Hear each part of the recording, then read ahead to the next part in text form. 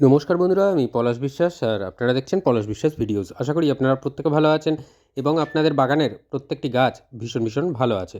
বন্ধুরা, থাম্বনেল আর টাইটেল দেখে বুঝতেই পেরে গেছেন যে কোন বিষয় নিয়ে আজকে আলোচনা হতে চলেছে। হ্যাঁ বন্ধুরা, একদম জবা গাছের শিকড়ে গুঁজে দিতে হবে যে দুটি জিনিস, যে দুটি খাদ্য উপাদান, সেই দুটো জিনিস এবং একটি তরল, যা কিনা আপনার ছোট্ট জবা গাছকেও ফুলে ফুলে ভরিয়ে দেবে। তো বন্ধুরা, আজকের যে পরিচর্যাটা দেখাবো একদম ঘরোয়া উপাদান দিয়ে এবং আমাদের কাছে থাকে, বাগান করতে গেলে প্রত্যেকের কাছে যে খাবারটা থাকে সেই খাবার দিয়ে। তো একটু স্কিপ না করে ভিডিওটা সম্পূর্ণ দেখার অনুরোধ রইল আর শেয়ার করার অনুরোধ রইল সকল বাগানপ্রেমী বন্ধুদের মাঝে, যাতে সহজে সকলে আমরা বাগানটাকে সুন্দরভাবে করতে পারি। প্রতিদিন সন্ধ্যে 6টায় বাগান সংক্রান্ত ভিডিও কিন্তু আসে আমার চ্যানেলে। তাই বলবো, যারা এখনও সাবস্ক্রাইব করেননি সাবস্ক্রাইব করে রাখুন, পাশে থাকা বেল আইকনটা প্রেস করে অল করে রাখবেন, তাহলে নোটিফিকেশান সবসময় পৌঁছে যাবে। জবা গাছের এই যে দেখুন, কয়েকটা টিপস বলে দিই। এই যে শুকনো ফুল যেগুলো ফুটে যাওয়ার পরের দিন সেগুলোকে ফেলে দেবেন ছিঁড়ে, না হলে এনার্জি যেটা সেটা কিন্তু ওই ফুলটাও নিতে থাকবে, শুকনো যে ফুল ওটাতেও যেতে থাকবে এনার্জি। তো এনার্জি নষ্ট করে লাভ নেই গাছের। আর দেখুন, যত ঝোপালো করা যাবে তত কিন্তু গাছের ফুলের সংখ্যা বাড়বে। অর্থাৎ যখনই দেখবেন যে গাছের ডগাগুলোয় ফুল চলে গেছে, মানে আর নেই, তখনই কিন্তু আমরা গাছের ডগাগুলোকে সফট প্রুনিং করে দেবো, মানে হালকা করে কেটে দেবো। তাহলে সাইড থেকে আরও বেশি ডাল আসবে এবং জবা গাছটা ঝোপালো হবে। আর যত বেশি ডাল আনতে পারবো একটা গাছ থেকে, তত বেশি মাত্রায় ফুল আমরা কিন্তু পেতে পারবো প্রত্যেকটা গাছ থেকে, প্রত্যেকটা জবা গাছ থেকে। তো আজকের যেটা দেখাচ্ছি সেটা সম্পূর্ণ খাবার। আর জবা গাছের মাটি কিন্তু ময়েশ্চার রাখতে হবে হালকা, আর কীটনাশক প্রয়োগ করতে হবে, নাহলে কিন্তু এই সময় কীটপতঙ্গের আক্রমণ প্রচুর পরিমাণে বেড়ে যায়। তো সেইগুলো থেকে আমাদের গাছকে রক্ষা করতে হবে। 10 দিনের ব্যবধানে কীটনাশক আর সপ্তাহে একবার করে নিম অয়েল যদি আপনি স্প্রে করেন, আপনার গাছে কোনো দিনও কোনো পোকামাকড় আসবে না। আর অবশ্যই দেখুন, এখান থেকে আমি প্রুনিং করে দিয়েছিলাম, সফট প্রুনিং। তো তারপরে কিন্তু ডাল আসছে। তো এরকমই হবে, যখনই দেখবেন যে এরকম ডগায় যে 2, 3, 4টে ফুল ফুটে যাচ্ছে, তারপরে হয়তো 2-1টা ছোটো ছোটো কুঁড়ি থাকবে, তার মায়া ত্যাগ করে ডালটিকে প্রুন করে দেবেন। তাহলে ডালটা লম্বাও হয়ে যাবে না একেবারে, আর অবশ্যই তার সাইড থেকে অনেক ব্রাঞ্চ আসবে এবং প্রচুর পরিমাণে ফুল ফুটবে। এভাবেই গাছকে ঝোপালো করতে হবে। আর এই গাছটা, ছোট্ট গাছটার উপরেই আজকে পরিচর্যাটা দেখাবো। দেখুন, এবছরেই বসানো আমার গাছ। আর জবা গাছ বসানোর সময় আমি যেটা বলি, যে গাছের সাইজ অনুযায়ী কিন্তু অবশ্যই টব চয়ন করবেন। একেবারে বড় টবে দিয়ে দেবেন না, তাতে কিন্তু গাছের বৃদ্ধি সেভাবে হবে না। আপনারা যদি মনে করেন যে বড় টবে দিয়ে দেবো, বড়োভাবে গাছ দ্রুত বাড়বে না, টবে করতে গেলে সাইজটা মেনটেন করতে হবে। তার কারণটা, আমরা যে জল দেবো, সেই ছোটো গাছ থাকলে তাহলে কিন্তু সেই জলটা সে সম্পূর্ণভাবে গ্রহণ করতে পারবে না, তার ফলেই কিন্তু ডাইব্যাক হয়ে যায়। আর আমরা ভাবি যে নেট পটের জন্য গাছ মারা গেছে, না, নেট পট 1 বছর পরেও আপনারা রিমুভ করতে পারেন, তাতে আরও ভালো হবে, গাছটা ততদিনে সুন্দরভাবে ধরে যাবে।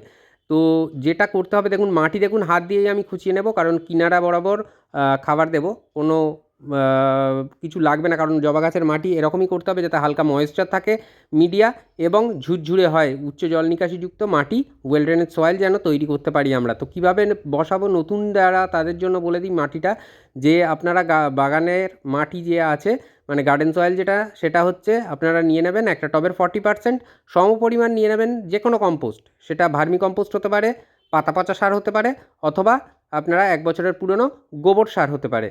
যেটাই হোক না কেন নিয়ে নেবেন 40%, মানে মাটি আর কম্পোস্ট মিলিয়ে আমরা 80% একটা টবের ভরে দেবো। আর ফাঁকা যে 20% পড়ে থাকবে, সেটা বিল্ডিং কনস্ট্রাকশানে যে ব্যবহার করা হয় মোটা লাল দানার বালি, সরু বালিটা নেবেন না।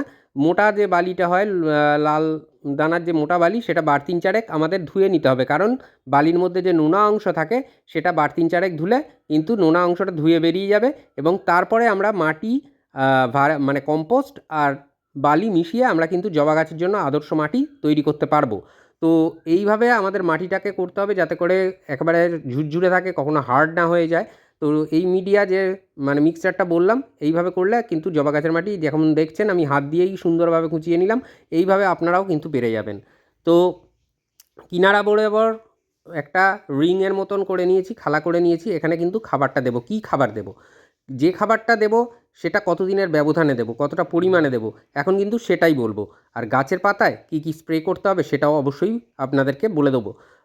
কোন কোন খাবার স্প্রে করতে হবে, একেবারে সহজ উপায়ে গাছ করতে হবে, সহজ উপায়ে বাগান করতে হবে। দেখবেন যে খাবারগুলো বলবো সেগুলো কিন্তু অন্যান্য গাছেও স্প্রে করতে পারবেন, অর্থাৎ শুধুমাত্র জবা গাছের জন্য কিনতে হবে এমনটা নয়।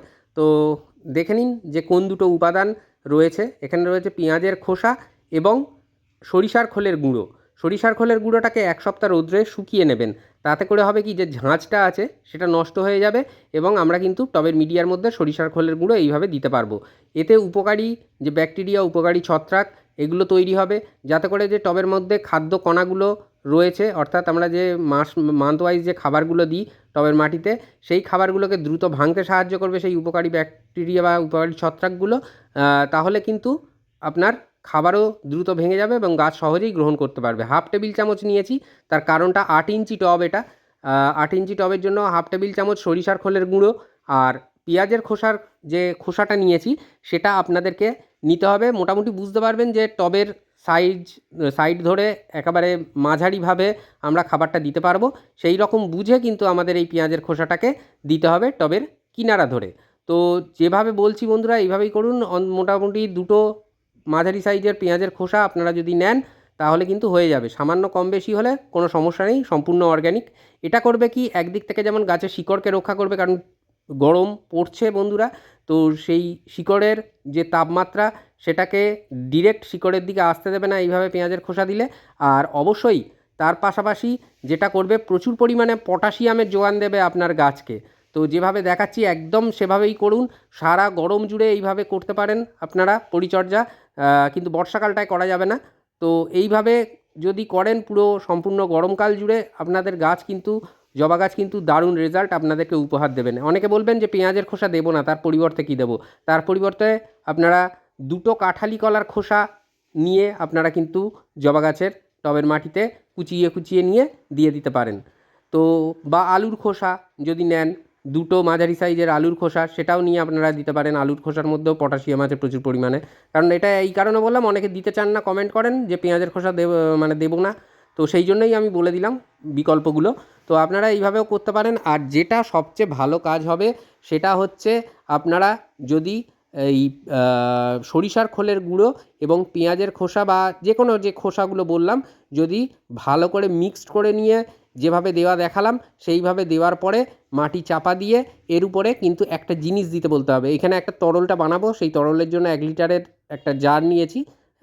1 লিটারের জারের মধ্যে জলটা রয়েছে। যেটা দিতে হবে, যেটা বলছিলাম সবচেয়ে ভালো রেজাল্ট আর একটু পাওয়া যাবে, সেটা হচ্ছে কম্পোস্ট। যে কোনো কম্পোস্ট আমাদের দিয়ে দিতে হবে। আমি ভার্মি কম্পোস্ট ব্যবহার করছি। যাদের কাছে 1 বছরের পুরনো গোবর সার আছে তারা সেটাও ব্যবহার করতে পারেন। এই ভার্মি কম্পোস্ট মোটামুটি 8 ইঞ্চি টবের জন্য 1.5 মুঠো মতন লাগবে হাতের, নিয়ে দিয়ে দেবেন। যদি 10 ইঞ্চি টব হয় তাহলে সেক্ষেত্রে 2 মুঠো বা সামান্য বেশি হলেও কোনো সমস্যা হবে না।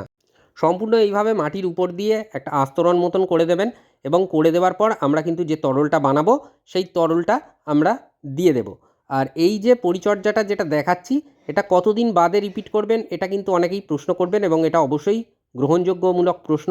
তো এটা আপনারা রিপিট করবেন 15 দিন পরে, অর্থাৎ যেদিন এই টবের মিডিয়ায় খাবারটা দিলেন তার থেকে ঠিক 15 দিন পর দ্বিতীয়বার আরেকবার এই খাবারটা দিয়ে দেবেন। 15 দিনে কি ডিকম্পোস্ট সম্পূর্ণ হয়ে যাবে, এই প্রশ্নটা থাকবে। 15 দিনে সম্পূর্ণ ডিকম্পোস্ট হবে না, কিন্তু আমরা টবের মাটিতে যেহেতু গাছ করছি, সেই জন্য যাতে টবের মাটিতে খাদ্যের অভাব মানে না ঘটে, সেই জন্যই এই ব্যবস্থাপনা। এটা দেখলেন কফির পাউডার, এটা 2 টাকা দামের একটা পাউচ। তো এই 2 টাকা দামের পাউচ 1 লিটার জলের জন্য বরাবরই ভালো আমি বলি। তো এটাকে নিয়ে দিতে হবে, এটাকে গুলিয়ে নিতে হবে, ক্লকওয়াইজ অ্যান্টি ক্লকওয়াইজ গুলিয়ে নেবেন, খুব সুন্দরভাবে মিশে যাবে কফি। তো এর মধ্যে যে ক্যাফাইন থাকে সেটা মাটির পিএইচ লেভেলটাকে ব্যালেন্স করতে সাহায্য করবে, মাটিটাকে অম্ল করবে, যেটা কিনা জবা গাছ ভীষণ পছন্দ করে, আম্লিক মৃত্তিকা।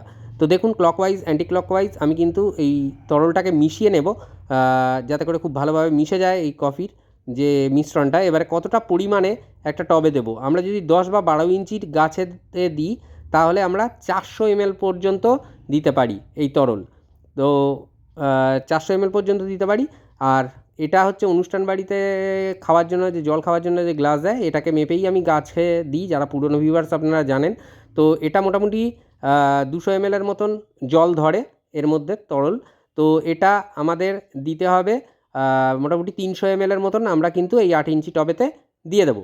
আর 10 ইঞ্চি হলে তাহলে আমরা 400 ml অর্থাৎ 2 গ্লাস আমরা কিন্তু প্রদান করে দেবো এই গাছে।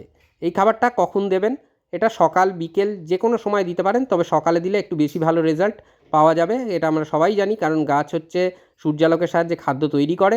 তো সেই কারণে যদি এই তরল সারগুলো আমরা সকালের দিকে দিই তাহলে দারুণ রেজাল্ট পাবো আমরা। তো আশা করি বুঝতে পারলেন যে জবা গাছের টবের মাটিতে এই কটা জিনিস যদি গুঁজে দিতে পারেন আর এই তরল যদি সার প্রদান করতে পারেন, তাহলে দেখবেন আপনার জবা গাছ চটচট করে বাড়ছে, রকেটের গতিতে বাড়ছে। আর ছোট্ট জবা গাছে প্রচুর পরিমাণে, প্রচুর সংখ্যক আপনারা কিন্তু জবা ফুল পাবেন। তো আশা করি ভিডিওটা বুঝতে পারলেন যে গাছের পরিচর্যা কীরকমভাবে করতে হবে জবা গাছের। তো এভাবেই করুন, তরল খাবারগুলো দিন, আর দেখবেন যে কোনো সমস্যা থাকছে না আপনার জবা গাছে। মন থাক চিরসবুজ, পৃথিবী হোক সবুজময়, এই বলে আজকে এখানেই সমাপ্ত করছি। আবার আসছি আগামীকাল ঠিক সন্ধ্যে 6টায় নতুন কোনো গাছের পরিচর্যা বিষয়ক ভিডিও নিয়ে। ততক্ষণ সকলে সুস্থ থাকুন, ভালো থাকুন, প্রচুর পরিমাণে গাছ লাগানোর পাশাপাশি দেখতে থাকুন পলাশ বিশ্বাস ভিডিওস। হ্যাপি গার্ডেনিং বন্ধুরা, নমস্কার।